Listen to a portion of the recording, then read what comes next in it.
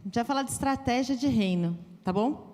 Quando você pensa em estratégia, eu não sei o que você pensa, mas eu penso principalmente em guerra e penso em negócios, né? Estratégia é você olhar no longo prazo e é você conseguir pensar onde você quer chegar e quais são, eventualmente, as estratégias que você vai fazer, as táticas que você vai fazer para conseguir chegar lá. E hoje a gente vai falar sobre um aspecto de estratégia que tem a ver com ciladas na igreja. O que são ciladas na igreja? A gente tem, essa igreja tem a honra, o privilégio de poder ser uma igreja que já vem entendendo há algum tempo o que a gente viu ontem no Descend. Eu até postei no grupo e até depois postei também no Instagram. A honra, né? Ontem eu falei para o Marcos, eu me sentia um pouco como Simeão. Simeão era o sacerdote que estava ali no templo quando Jesus foi ser apresentado e ele falou: Deus, pode me levar, porque meus olhos viram aquilo que eu já esperava. E ontem era um pouco assim que eu me sentia, extremamente emocionada, muito feliz de ver a igreja unida em prol de ser sal da terra e luz do mundo. Então, palavras que a gente fala aqui na Deus Primeiro, ontem, foram faladas aos montes lá. E é muito gostoso, porque, poxa, é sinal de que a gente tem escutado a Deus, né? E que a gente está fazendo parte de algo que realmente é muito maior que nós. E a questão é, nós fomos chamados para fazer a diferença no mundo. Seja por meio de missões no sentido raiz que a gente fala, que é a missão na África, a missão na Índia, a missão, seja em qualquer lugar em que a gente estiver. Seja na nossa casa, seja no nosso trabalho, seja no shopping center, onde quer que a gente esteja. Quando você é cidadão do reino, você está em missão. Lógico, a gente vai ter momentos de tranquilidade, de distração, etc., mas nós estamos aqui em missão. A gente já está vivendo a eternidade, a gente está vivendo a primeira etapa, talvez, da eternidade, né? A etapa em que a gente tem chance de aprender a escola, para que a gente possa decidir como vai viver a segunda parte, que é a maior da eternidade. E a igreja é o ponto central de tudo isso. É na igreja, a igreja é o nosso quartel-general, é a embaixada do reino, é onde a gente vem para se alimentar, é onde a gente vem para se equipar, é aqui que a gente vem para ser fortalecido, é aqui que a gente vem para se ralar com o irmão, que a gente vem melhorar como pessoa, para que então lá fora nós possamos ser sal da terra e luz do mundo. Faz sentido? Não? Eu vou me alimentar, vou me equipar para que eu possa fazer a diferença lá fora. A estratégia, portanto, é destruir a igreja. Quando a gente fala em ciladas na igreja, significa que existe um levante, existem estratégias que a gente às vezes negligencia, que a gente não percebe, que estão agindo hoje, aqui. Porque, afinal de contas, se eu destruo o ninho da águia quando a águia é pequenininha, ela não vai voar. Se eu destruo o quartel-general de um exército que está sendo formado, aquele exército não vai lutar. Então, não se iluda. Muitas das dificuldades que às vezes você vive na igreja, muitas das chatices que a gente fica, das frustrações que a gente tem, sabe, dos dodóis que a gente tem dentro da igreja, tem a ver com isso. Tem a ver com isso. É Satanás agindo aqui dentro, para que a gente não seja lá fora o que a gente pode ser, o que a gente foi chamado para ser. A Bíblia, e aqui eu não vou com vocês, eu vou só deixar as referências, depois vocês podem... Em Efésios 6, por exemplo, Paulo nos ensina que a gente deve se revestir contra as ciladas do maligno. E aí ele está falando com uma igreja. Revista-se contra as ciladas do maligno. Em João 10:10, fala que Satanás veio para roubar, matar e destruir. E se ele fizer isso dentro da igreja, ele vai ter sido extremamente bem-sucedido. Certo? Certo, né? 1 Pedro 5:8, essa aqui, ai que raiva. O diabo anda ao nosso derredor, bramando como leão, buscando a quem possa tragar. Pensa nisso aqui, dentro da igreja. O diabo anda ao nosso derredor bramando como leão. Quem que é o leão da tribo de Judá? Jesus. Quando a gente fala que ele anda ao nosso derredor bramando como leão, significa que ele está sendo um imitador. Significa que às vezes a gente vai achar que é Jesus, porque a gente vai achar que às vezes até mais politicamente correto, ou a gente vai achar que é Jesus, mas não é. É ele bramando como um leão, buscando a quem possa tragar. Se ele conseguir distrair e enganar a gente, ele está o tempo inteiro se fingindo de Jesus para ver quem que ele vai conseguir distrair. Sabe quando a gente chega na igreja a gente fala, isso não devia ser assim, porque Cristo não é assim, porque Jesus... Sabe quando a gente vira justiça própria dentro da igreja? Sabe? Lembre-se sempre disso.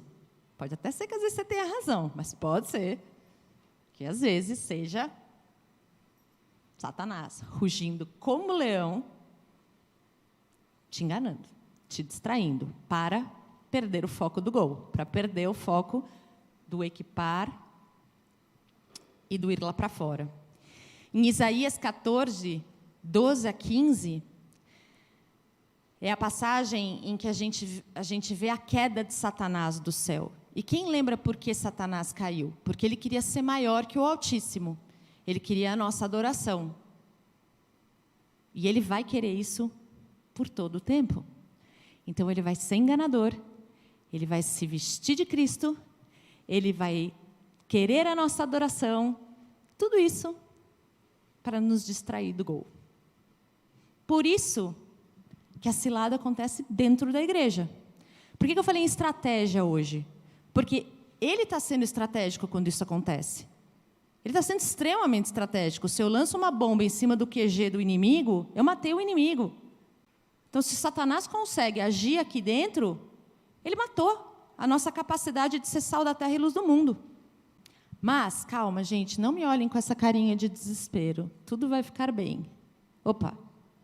A gente percebe na Bíblia, desde que as igrejas começaram a se formar, que isso não é novo. A gente percebe várias reprimendas e exortações e avisos para a igreja de que essas coisas vão acontecer. Desde que Jesus veio e a igreja começou a ser formada, a Bíblia nos mostra que a gente tem que ficar atento às ciladas. A Bíblia nos mostra que a gente tem que cuidar da igreja. No seu sentido mais interno, sabe? No seu sentido mais profundo, nós temos que cuidar da igreja. Nós temos que cuidar, as pessoas são a igreja, mas nós temos que cuidar das pessoas também de uma forma coletiva, não permitindo com que essas ciladas nos atinjam. A gente vê, por exemplo, e aí vamos comigo lá em Gálatas 1, de 6 a 8, Paulo aqui está falando, assim,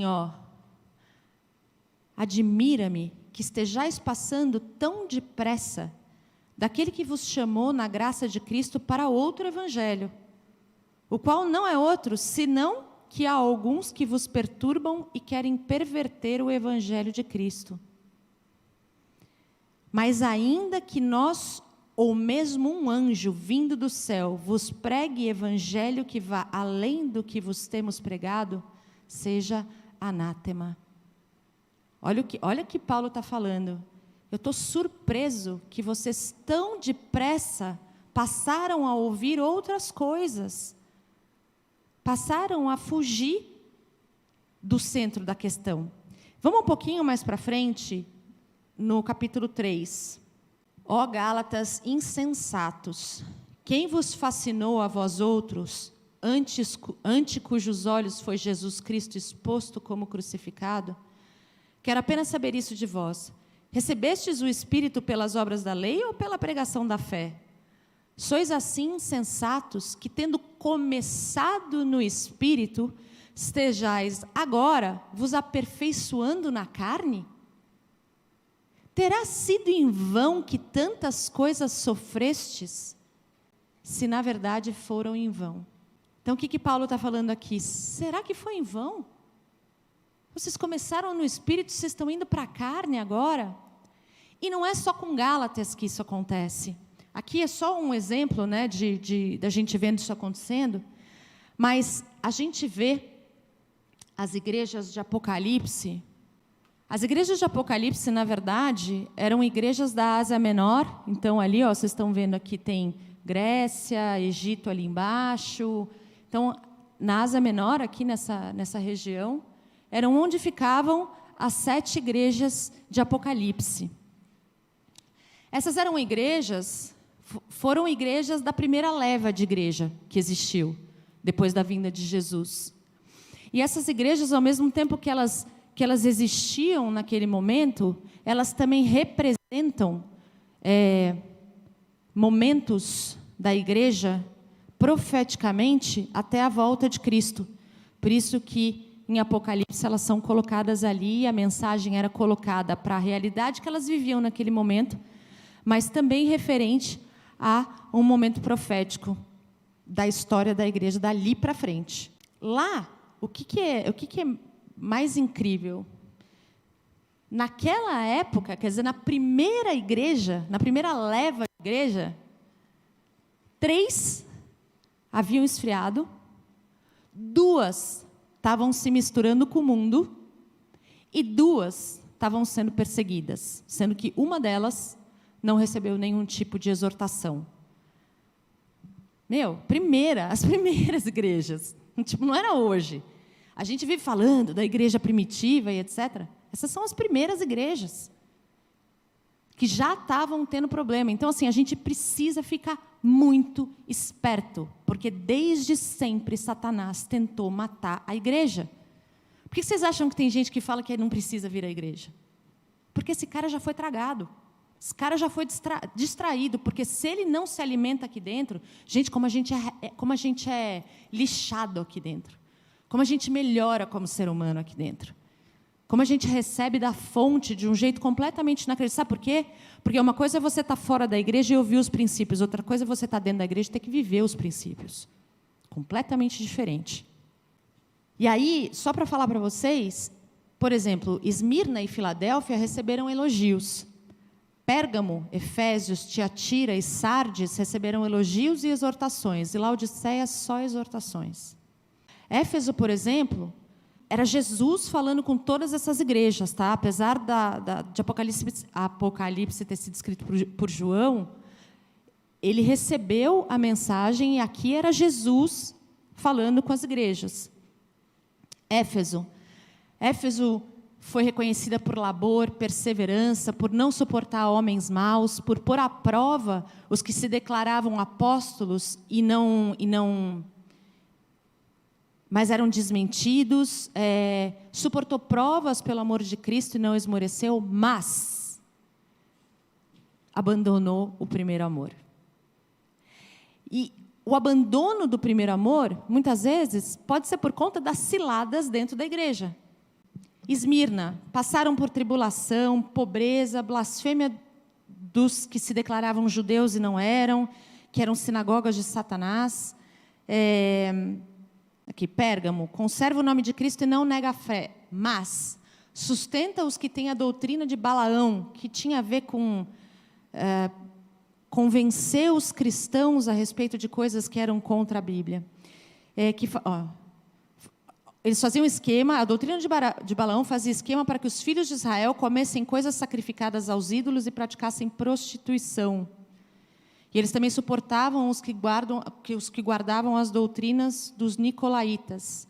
Tiatira, parte boa, obras, amor, fé, serviço, perseverança e as últimas obras mais numerosas que as primeiras. Mas tolera Jezabel, que se declara profetiza, ensina e seduz os servos de Jesus a praticarem a prostituição e comerem coisas sacrificadas aos ídolos.